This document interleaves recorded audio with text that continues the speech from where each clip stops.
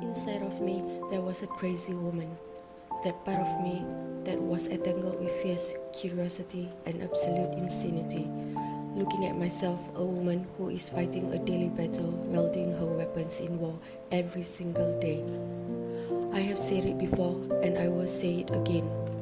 It is never easy. Gripping to your thoughts, you become a slave to your own mind. You can spend your life wallowing in despair, wondering why you were the one who was led towards the road strewn with pain.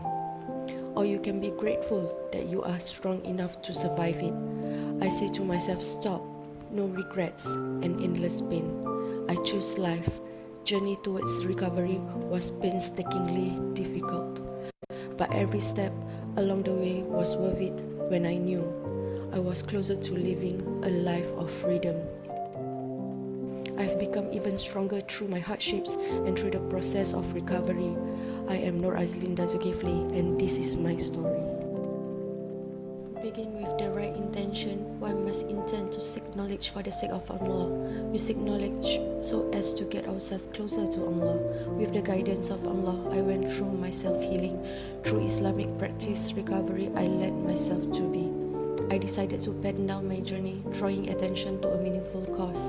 The idea struck me when people get inspired by my story.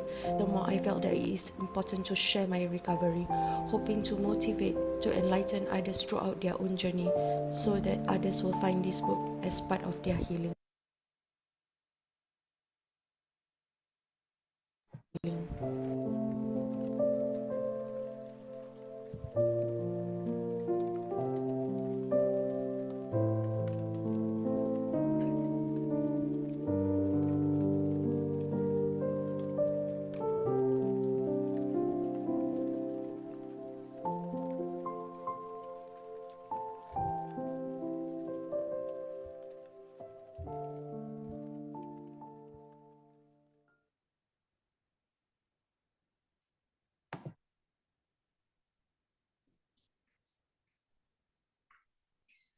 Hello, Assalamualaikum everyone. Okay, uh, for today, I'm going to share about the concept of Islamic psychology. So basically, if you can see from the screen here, is related to psychology equal to Islamic mind process as well. So it's kind of a combination of both where kita actually apply psychology dengan Islamic mind process ni actually dia punya konsep sama. Okay, cuma perbezaannya adalah because psychology is more to scientific factors, tapi dalam Islamic mind process kita masukkan unsur-unsur Islamic mind process ni, so we will form up into a Islamic psychology. Okay, at the same time we are looking also into where I call it IPD, Islamic Personality Development. Okay, so most of my topics actually I covered regarding about this Islamic Personality Development. Okay, so for today kita akan cuba identify the triggers. Okay, if you able to see from here.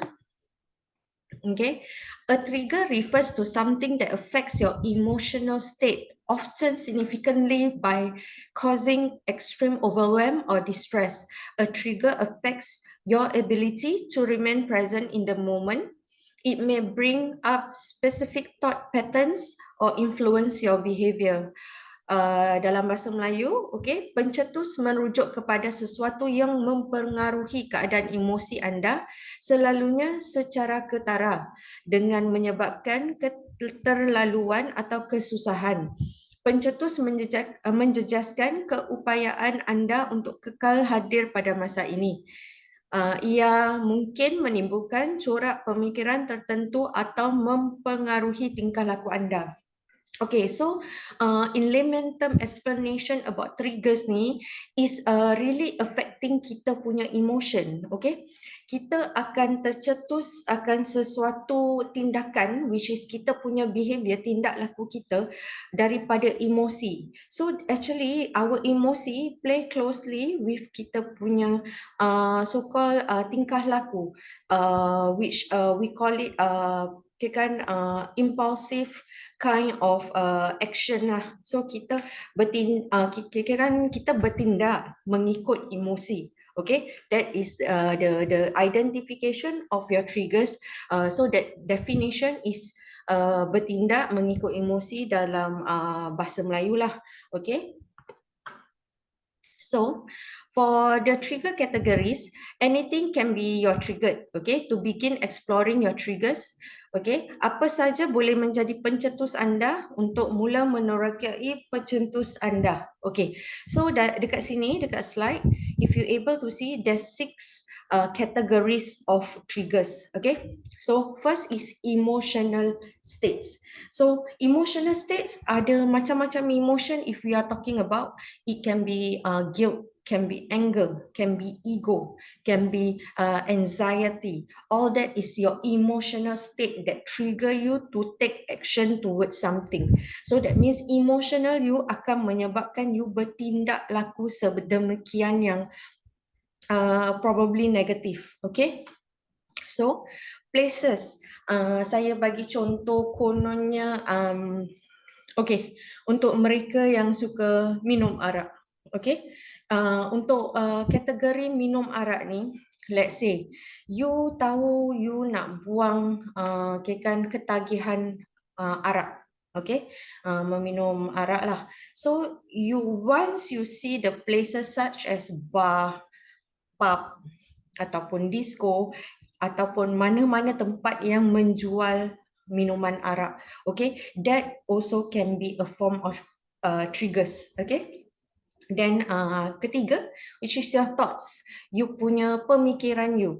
Okay, pemikiran you contohnya, let's say you senang, okay, for those who have this addiction of so-called pornography, contoh ya, okay, pornography. Let's say once you have those fantasy of having sex with another partner or having sex with another kaum, some people like to have sex with those who is different religion. Then we also have cases about this LGBT kind of fantasy, all that. So that thing also might trigger you to actually take action towards the behavior that you're going to act on after that. Okay, then people, okay, sesetengah orang yang mempunyai masalah macam borderline personality disorder ataupun they have this macam bipolar disorder where they have this trigger easily coming from other people. Let's say bila dia jumpa seseorang ni, dia akan merasa macam marah ataupun dia, okay, kan this thing can be relate to another trigger. Sometimes people can also interconnected with emotion or your thoughts. Okay, so bila kita nampak orang ni macam benci lah tengok orang ni, okay, something like that. Okay, that is for people. Okay, when comes to things, benda-benda, okay, things ni contohnya kita kasih penagih dadah. Okay, for penagih dadah, when comes to things, contoh dorang kan ada peralatan ataupun these utensils to use to take drugs. Okay, let's say lighter, contoh lighter. Okay, bila dorang tengok lighter, orang ketipkan tu lighter, they can feel trigger of having this taking this drug lah. Okay, so that are some triggers that I understand from some of the experience of the drug abuser. Okay, so that is for things. Activities or situation. Okay, contoh for activity and situation, for those gaming addiction. Okay, for gaming addiction, dorang ni kadang-kadang bila dorang ada activities macam pergaulan, contoh masa zaman trending PUBG, okay, PUBG, all of them yang kadang-kadang ada yang tak kenal daripada merata-merata negeri, Singapore, Indonesia, Malaysia, they kind to have this contact Okay, just to have this activity to play PUBG. Sampai ada yang tak tidur sampai pukul 4 pagi, 5 pagi just to play the activity, that gaming. So that is the addition that triggers them to actually go through this tindakan. Okay, so these are the 6 example of trigger categories, which is emotional state, places, thoughts, people, things, and activities, situation. Okay. Okay, dalam Islamic mind process, this is the iceberg model of Islamic psychotherapy by Abdullah Rothman and Adrian Coyle daripada UK. Research dorang based on 2018. Kalau you look at this iceberg model, is similar to Sigmund Freud punya model. Okay, so basically the concept of iceberg for the normal psychology is about subconscious mind dengan conscious mind. The conscious mind actually categorized on the nafs. Subconscious mind actually categorized on the underneath the water. Okay. Tapi dalam konsep Islamic psychotherapy pula, nafs tu dalam kategori conscious mind kita, okay, where yang those underwater is pecahan antara kita punya akli, kalbu dan ruh. Okay, so nafs here, okay, if you see from the model, okay, is stated there as kita punya behavior. Okay, akli is considered kita punya akal, minda kita, which also known as cognition. Okay, qalb, which is our kalbu, hati kita. It's not exactly the jantung tapi isi hati kita. That means kita punya inner self. Okay, that is qalb, which is categorized under emotion. Okay, ruh. Ruh ni consider kita punya soul, kita punya dalam internally dalam diri kita, which is the part of spiritual state. I think I don't know, I don't need to define what is ruh. I think everyone know what is ruh. Okay, okay. This is the categorized under the Islamic model. Tapi kalau you tengok daripada model ni, Western model actually under the Sigmund Freud tu, okay, for him, he cover only the category of nafs dengan akli aja. Okay, so the difference between kita Islamic punya iceberg model ni, dia ada pecahan makin mendalam, which is akli, kalbu dengan ruh kita. Okay, that is the difference between iceberg model based on Islamic dengan based on the Western. Okay, this is another part of simpler, I would say simpler concept tentang the form of Islamic being. Okay, so under Dr. T.K. Harris daripada UK, based on 2020, okay, he actually simplified this concept to exclude the ruh, because to reach out to the spiritual state, kita perlukan ilmu yang mendalam ya. I would say that you have to go through the penyucian diri, that means tazkiyatun nafs, okay, and it's not simple, tapi because we are at the stage of understanding the kemuncak dia dulu which is kita punya nafs. Kita sebagai normal human being nak reach that, nak control kita punya nafs is not easy. So pecahan daripada Dr. T.K. Harris adalah kalbu, akli dengan nafsu. But for his nafs is not behavior, but instead of behavior, he cover under emotion. Okay, actually, I won't say it's wrong, or I would agree under the both concept of researcher, because kita punya nafsu ni very close with our behavior. Sebab macam I brief earlier, okay, setiap kan kita bertindak selalu mengikut emosi. So your behavior actually react upon your emotion. Okay, so that is what I'm trying to explain. So I agree with both apa ni, researcher dekat sini, doktor dekat sini. So another table here, if you can see, sorry, another photo here, if you can see about the progress of lives, this is the pecahan which I won't be covering today lah. Okay. So for today on the Islamic mind process, okay, I am covering more on the punya behavior. Okay, behavior equal to F bracket P times SF close bracket. Okay, so basically, behavioral change is the function of personality and surrounding factors. Okay, dalam bahasa Melayu, perubahan tingkah laku adalah fungsi personality and factor sekeliling. Okay, sorry, faktor sekeliling. Okay, sorry, don't mind me. I'm not really good in my Malay. I tried to practice almost every day lah untuk kita akan buat workshop atau do talks in Malay, insyaAllah. I try my best, okay? So, if you able to see from the diagram here, this formula actually dia ada pecahan where I categorize it under Nafs dalam 3 kategori. Like I mentioned earlier, I keep on emphasizing kita bertindak mengikut emosi. Our behavior actually react upon our emotion. Okay, that is the statement. So kita ada nafsul amarah. Okay, nafsul amarah ni yang banyak kita patut mengelakkan.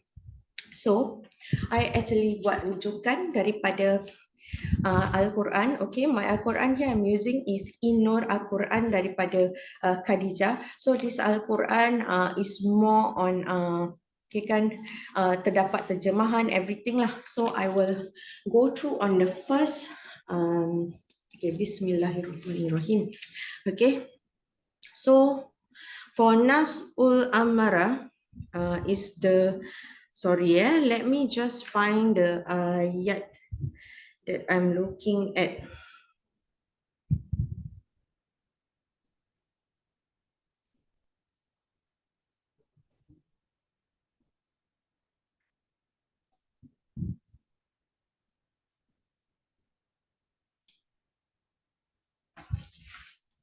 Okay, let me take a look. Okay.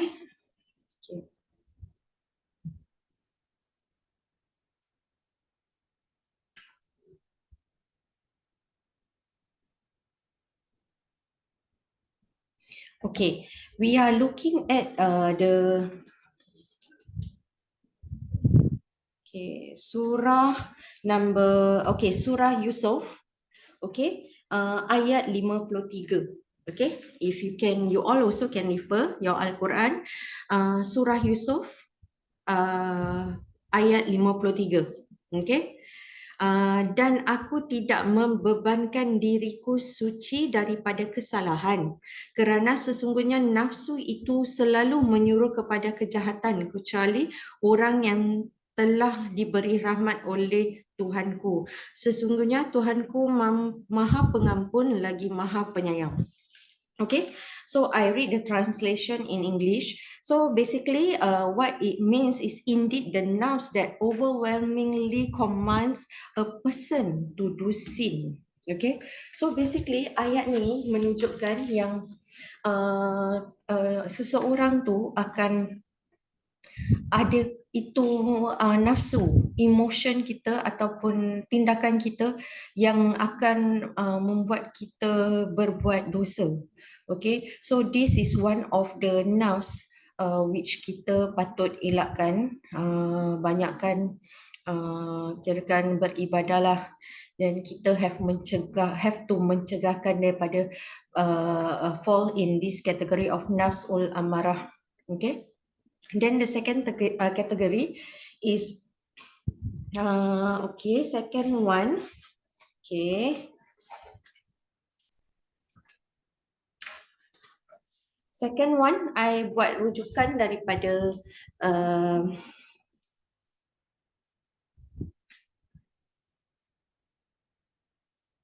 second one, I'm doing the rujukan for Nafsul Lawwamah. Okay, daripada surah Al-Qiyamah. Okay, surah Al-Qiyamah ayat kedua. Okay, second ayat for surah Al-Qiyamah. Okay, okay, di sini bermaksud where you actually dalam Al-Quran, let me read for you. Dan auzubillah minasyaitanirrajim. Okay, dan aku bersumpah demi jiwa yang selalu menyesali diri sendiri. Okay, so basically under this surah Nafsul Lawamah, okay, the word lawam itself is you self discriminate, self reproach yourself. That means you actually menyalahkan diri you sendiri. Setiap kali you buat ke apa-apa salah ke, atau you buat apa-apa tindakan ke, you akan salahkan diri you sendiri. You akan have that self guilt, self doubt in yourself. Contohnya macam you akan rasa bersalah sebab benda ni tak jadi macam tu, tak jadi macam ni. So you actually blame yourself for everything that you do. Okay, you self-incriminate yourself. Okay, so this is under the category of nafsul lawamah. Okay, so the first one like I mentioned is berbuat dosa. Second one, nafsul lawamah, is where you actually look down on yourself, self incriminate yourself. Okay, the last category is the best category. Okay, this category is under the nafsul mutmainah. Okay, so for this one, okay, dia terdapat dua ayat daripada surah Al-Balad. Okay, surah 90 Al-Balad, ayat 27 and 28. Okay, so I will recite for you. Auzubillahi minasyaitanirrajim. Okay, wahai jiwa yang tenang, kembalilah kepada Tuhanmu dengan hati yang redha dan diredainya. Okay, so in English, the translation is, to the righteous it will be said, O rest assured soul, remember to your Lord will please and pleasing to him. Okay, so basically for nafsul mutmainah is that you are contented by whatever Allah given to you, Allah creation. This is where we actually kirakan contented of segala apa yang Allah beri pada kita, kita rasa bersyukur, gratitude. Okay, this is nafsul mutmainah. Okay, okay, I will repeat again. Nafsul ammarah is where we do sin, kita berbuat dosa. Okay, second one, nafsul lawamah, where we actually self-incriminate, self-reproach ourselves. Okay, kita menyalahkan diri sendiri, kita selalu menuduh diri sendiri. Okay, the third one, nafsul mutmainah. Okay, nafsul mutmainah. Maaf there's a mistake on the spelling on nafs with an S actually. Okay, nafsul mutmainah is where you feel contented with Allah. Kita berasa bersyukur, kita kan contented dengan segala hukum yang Allah berikan. Kita lakukan apa yang Allah actually perintahkan. That means we follow the Allah hukum, okay, Allah instruction to be someone who at the best personality. Okay, so we go to the next stage, best personality. Okay, for the best personality here is the influence of heredity. Okay, heredity here is about kita punya generation, kan keturunan. In Melayu we call it keturunan. Okay, bila kita actually dibesarkan dengan keturunan, probably, okay, if we talk about nafsul mutmainah, okay, we are dalam kategori orang-orang yang selalu melakukan ibadah solat, berpuasa, rukun. Okay, kan kita lakukan rukun-rukun Islam dengan kita actually practice rukun iman, the faith. Okay, so bila daripada peringkat ibu bapa kita, nenek moyang kita dah go through all that phase, so dia punya ilmu actually turun pada kita, so we practice of that influence where we coming from. Okay, kan kita daripada keturunan kita daripada yang baik-baik, so kita pun insya-Allah menjadi seorang yang baik. Okay. So another one more is influence of environment. Okay, when we talk about influence of environment in best personality, okay, where kita bercampur dan bergaul dengan orang-orang yang soleh, dengan orang-orang yang menuntut ilmu agama.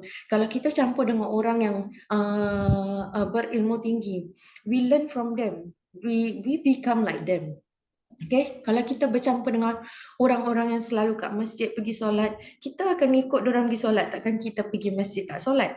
Okay, so that is the example of influence of environment. Okay, so this is the best personality. Kalau nak kasih contoh, the best personality that we have is our Rasulullah sallallahu alaihi wasallam. There's no one others who have this best personality daripada kita punya prophets. Okay, so this is about talking about our best personality. Kalau we look into the negative personality, okay, influence of kita punya keturunan. Kalau kita asalnya daripada keturunan memang selalu tak solat, melakukan syirik, perbuatan syirik, pergi jumpa bomoh, all that, okay, you will be one of them because you learn from your family. Okay, when it comes to influence of environment, kalau kita bercampur dengan orang yang suka melepak dekat kedai kopi, tak solat, dengan azan pun dorang, they are busy playing game, all that, we will be like them. Okay, so basically in Islamic Personality Development ni, we actually encourage people to be the best of yourself. Okay, so the stages are very simple. If you see the function of personality and surrounding factors, I cover both in this content, our nafsu and kita punya influences. Okay, influences kita ada surrounding factors. Okay, for personality pula kita punya own nafs. Where are we categorized in? Okay, kalau kita selalu nafsu kita selalu buat dosa, we will be categorized under that. So this is how we actually identify ourselves. I would say that kalau let's say kalau kita tak balance the personality and surrounding factors, okay, kalau kita just throw away the personality lah, we never take care of our personality, we every time do dosa, but our family are coming from the good family members, we surrounded by good people, but ibaratkan kita macam munafik lah, but kita buat dosa sendirinya, you are not equal to the good or best behavior. So formula ni difaktorkan, you have to ensure that this personality and surrounding factors are combined to get the best behavior. Okay, so I hope you all get my point from here based on the formula given. Okay, so how do you deal with your triggers? Okay, dia ada macam-macam cara, but under the Western psychology, we have elimination, substitution, reduction. I kasih contoh reduction, okay? Untuk those gaming addiction, okay? For those gaming addiction, let's say diorang suka main game sampai tak ingat dunia, okay? So for reduction, that means instead of playing every day, we should encourage ourselves, motivate ourselves to reduce instead of using every day, but to reduce maybe 3 times a week, something like that. That is how to deal with your triggers. That means you self-control your action. So you have to self-control your emotion, you have to self-control your action to deal with your triggers. So this is the example of reduction. Okay, second one, substitution.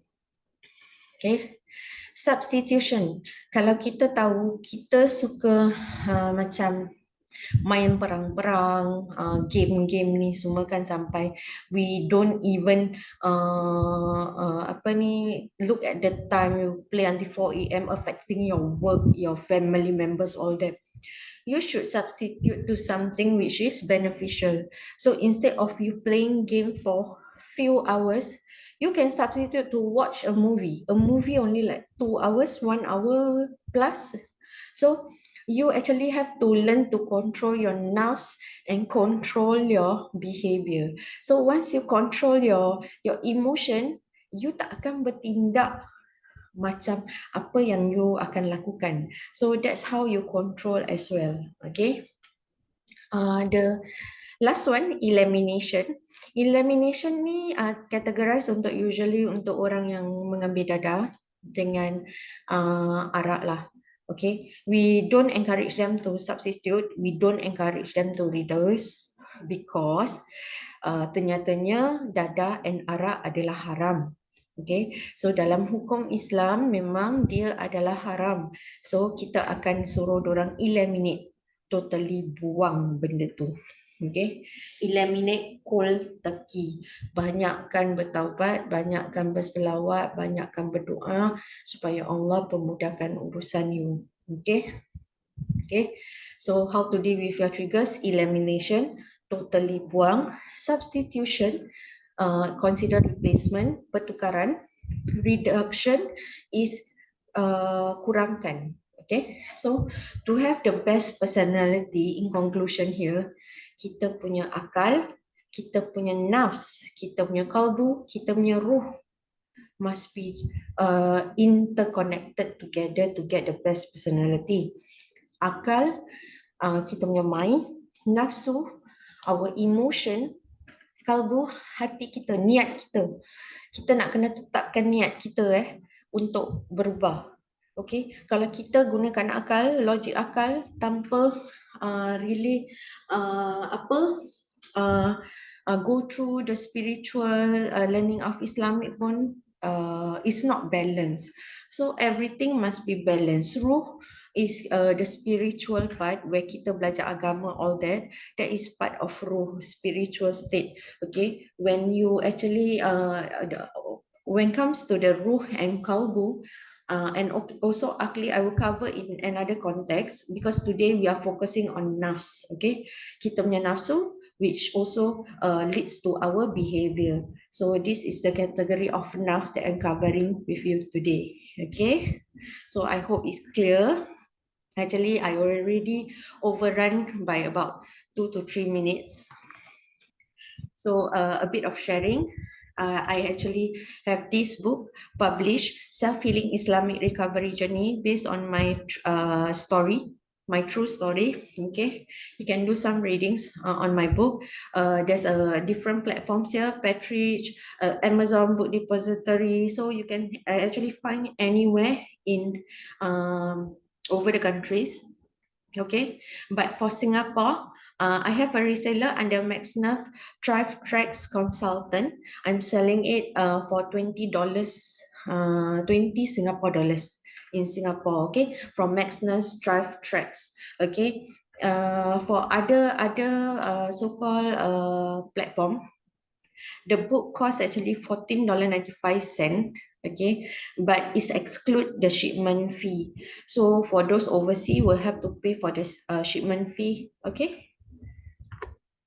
Okay, this is the Ukwa Villa Journey by Nur Azlinda binti Zulkifli. That is my full name. Okay, from just now actually I'm doing the workshop without telling you my full name, but I'm most commonly known as Lin or Linda or Alin. Okay, so this is my website and information sharing. You can actually go through my website. You will be able to see my YouTube channel, my Facebook, my Instagram. Okay, all are updated in the website.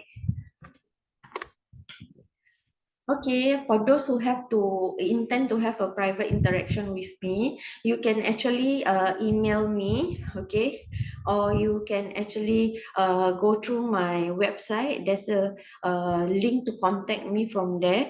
Then I also leave my contact number. So anything do interact with me. I hope that today's session, half an hour session, is beneficial for everyone. Okay, basically I'm doing this Islamic psychology sharing is to contribute to all the Muslim community in Singapore in a way that I able to berdakwah dalam cara ni. So I hope that everyone will find my session interesting and my session so-called providing you guys a knowledge, okay, and to apply this skill on yourself. So whoever actually like my session, do subscribe my page and do share with your friends and family members. Okay, I have to go. Assalamualaikum. Bye.